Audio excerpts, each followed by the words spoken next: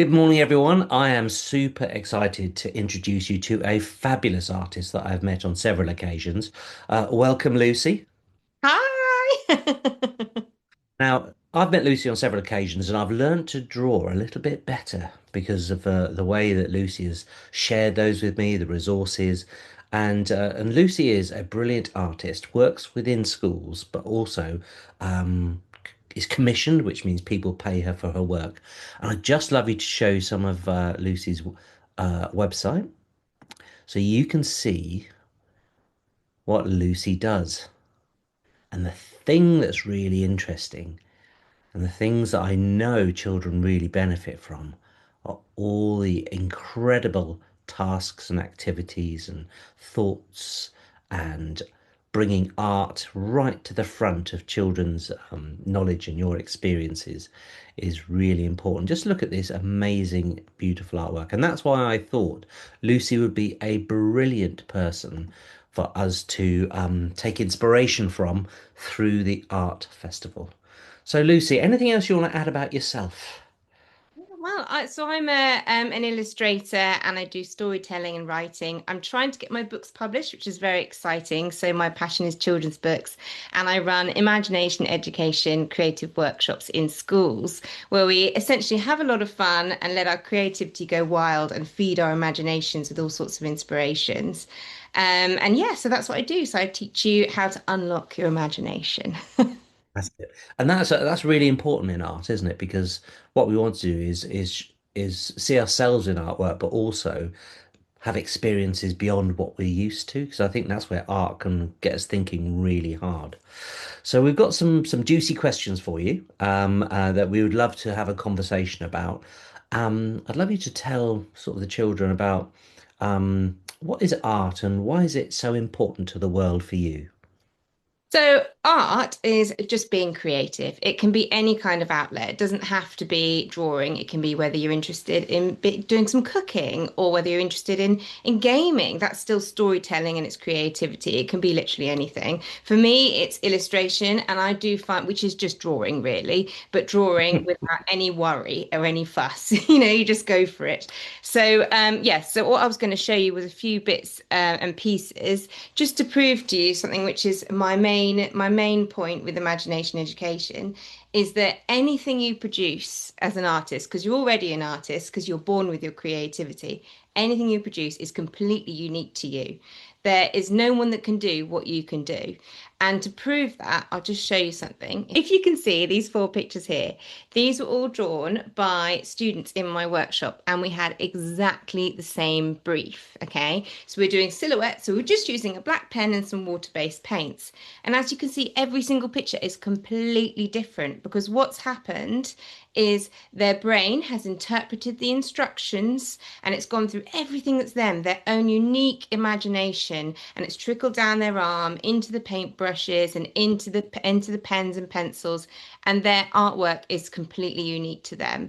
So that's just proof to you that whatever you produce is completely unique to you, and that's what I want to see as as a workshop host, because I want to see inside your brain. I want to see how you think and how you feel in that moment, and also how you interpret the world. So that's the other main thing about what art is. It's an interpretation of the world around us and an understanding of how we see life and how we see our day to day.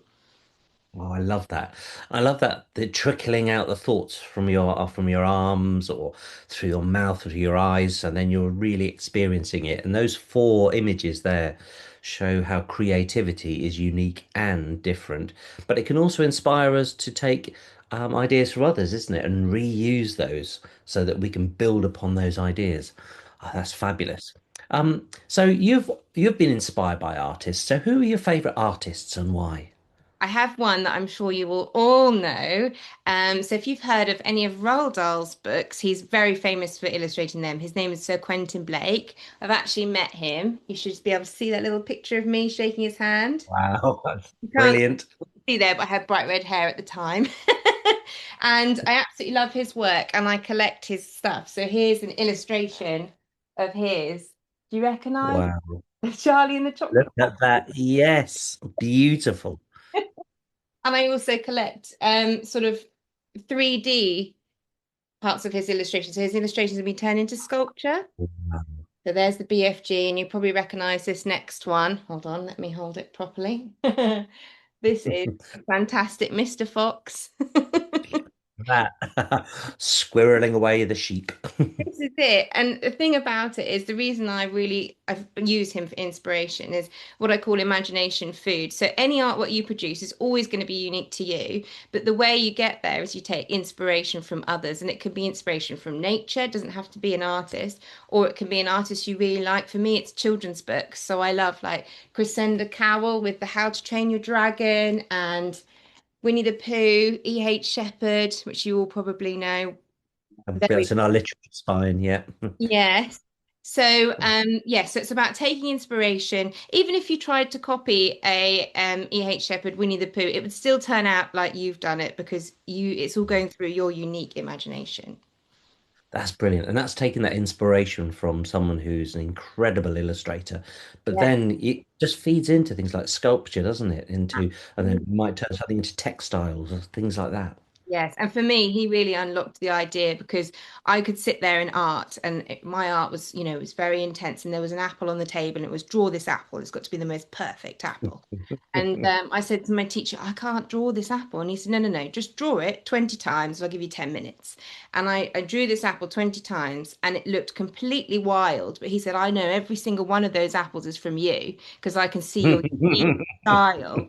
And Quentin Blake taught me things about like you don't need to worry about the eyes, just do a couple of dots. That will be enough. You'll show movement with quick brush strokes and things like that. Fabulous. All those things. Excuse me. Let's just think about then, and this is a really tricky question, I think, Yeah. because there are so many interesting and favorite facts and knowledge that we gain from art. But what are your three favorite facts about art? I think the first one is that you're born with creativity. So you already have it in you and you can learn how to use it. Once you find the thing that really ignites your passion, whether it can be drawing, whether it's painting, whether it's cooking, or, it could be anything, sewing, anything, you just learn techniques that help you mold it to how you want it to be. So you never know what a piece of art's going to look like at the end when you start. But the more you do it, just keep practicing, because practice for progress is what I always say. So the first time you draw that apple, you're not even going to recognize it's an apple. But the 20th time you've drawn that apple, that's going to be your apple, and that's going to be how you draw apples. Yeah. If that makes sense. Yes. Brilliant, brilliant. Yeah, and that's really important that we think about the knowledge we have and the deliberate practice, because one off is never enough, is it? Just doing something once Yeah. just seems to be like just trying to complete something. Whereas I really feel with art, we should really embrace and enjoy it. It will be, it's a struggle. There's no doubt about that at times, but that perseverance and resilience, and then the joy of, this is something coming together. Yes, and there's always things you can do. So a lot of things that artists say to me and that I have myself is that fear of the blank page. So you have a blank page in front of you and you think, oh my gosh, I've got to create this masterpiece. This is going to be really difficult. And you just start by sometimes we just draw a wibbly wobbly rectangle inside on the blank page paper. And that just gets you started. You've already made a mark, you're ready to go. Or it could be that you draw, a couple of very, very quick ideas of what you think it's going to look like in your head. Very, very small, maybe the size of, this big. And then you do a few of them and you kind of work it out bit by bit. It doesn't always have to be directly onto the final piece. In fact, I never think of anything as the final piece. And as an artist myself with my children's books, I'll draw the main character going on a little drive. I'll draw him in his car about 6 times, and then I might paint over the top of it, and I might scan it into the computer, work on it into my iPad, print it back off, add a bit more paint. It's never finished until you're 100% happy with it. So sometimes you have to push through that phase where you think, this doesn't look how I want it to look. And by the end, I promise you it will. Exactly. And I love that intersection between art and digital technology because Yeah. there's so many things that can happen. And it's that I suppose it's using the tools that are the best for the job. And having that balance between the two is really, really exciting. Yeah, the way I Fabulous. see it is like magic. You know, you can basically be a witch or wizard. You know, you use everything you can. It can be a biro, it can be coloring pencils that you got for your last birthday. It can be absolutely anything. And you can use collage, you can use newspaper, you can use absolutely anything to create art. Anything around us, we can use it. Love it. So, if you were to give advice to children in across the country here, because we've got schools all the way across the country and internationally, how would you say to those children, how could you get started with art? Okay. Well, my first rule would be to get really comfy. Make sure you've had something nice to eat, a nice drink, you're in your favorite chair, you've got your pencils or whatever it is you want to draw with or work with around you. You've got your paper in front of you. You might have an audiobook playing or a bit of music to sort of relax you. So getting comfy is something that I find absolutely vital. And that goes, I know artists that are, 80 years old and they still do that. They get their favorite armchair out and their favorite pencil. So get comfy to start your career because that really unlocks the door for your creativity. Another thing would be to start analog, which means starting using your hands. So that could be drawing, that could be sketching ideas out, it could be mind maps. You can even write the ideas down. It doesn't always have to be drawing. And then another great thing, which I find really, really useful, and we use a lot in the workshops, is to, if you want to tell a story with your piece of art, all you need is shapes and letters of the alphabet. So I'll just show you a couple of examples for that. So, for example, we do faces and places in my workshops as a sort of beginning exercise. And as you can see, these all look completely different because they're done by different students. And what we do is we paint blobs, just blobs, any shapes. They can be triangles, rectangles, circles of water-based paint onto the paper. And then we use letters of the alphabet to create the expressions and the emotion. So, for example, if I show you someone that's really, really cross and they're really grumpy, I have to make the face myself. So I do this and my lip goes up, and I think, okay, that's kind of like the letter N, my mouth. So I draw a letter, which you can see here they've done with Mr. Bobbin. I always get the students to name their characters to give them a bit of personality as well. Or it could be, look over here, Mr. Boo Boo. He's going, he might be singing, be yawning, and I would say, is a big O for his mouth. And the eyes can be dots. They can be, again, letters of the alphabets. They could be U's if they're really happy or they're sleepy. The noses can be L's. You can just use letters of the alphabet and basic shapes. And again, here, just to show you with silhouettes, you just need basic shapes. So you can use this dragon is built with triangles and circles that I've just put together and then colored in. And I do that a lot in my workshops. If I just show you here, very simply, all you need is simple shapes to draw this ladybird. You just need an oval and you follow the step by steps, a little triangle, and at the end you color it in and you have your beautiful ladybird.